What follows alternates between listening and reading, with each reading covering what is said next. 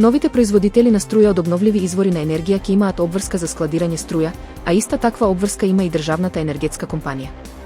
Новиот закон за енергетика предвидува дека електроцентралите кои користат варијабилен обновлив извор на енергија имаат обврска во склоп на електроцентралата да инсталираат складиште на електрична енергија со инсталирана моќност еднаква на 20% од инсталираната моќност на електроцентралата.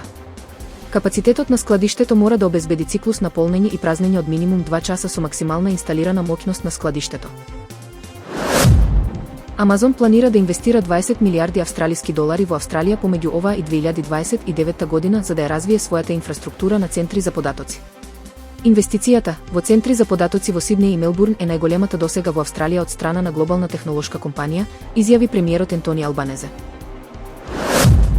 Додека повеќето акции паѓаат, а инвеститорите се нервозни, акциите на производителот на играчките Лабубу фигури од слепата кутија растат. Ако се прашувавте каде оди светот, фактот дека зелената фигура на забесто чудовиште во човечка големина е продадена на аукција во Пекинг за повеќе од 140.000 евра, може да помогне во одговорот на тоа прашање. Предпријатијата тонат во долгови, а водата ја снемува.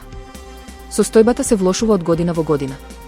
Единственото решение е регулаторната комисија за енергетика и водни услуги да ја утврдува конечната цена, не само за струјата, туку и за водата.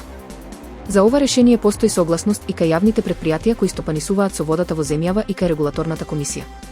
Иницијативата наскоро ќе биде ставена на хартија и ќе може да почне постапката за измена на законите. Потребна е само политичка волја. Треба да се сменат 2 закони. Едниот е законот за утврдување на цени на водни услуги, а другиот е законот за локална самоуправа кој е системски закон и кој се менува со двотретинско мнозинство, вели во изјава за Bloomberg Адрија, председателот на регулаторната комисија, Марко Бислимовски.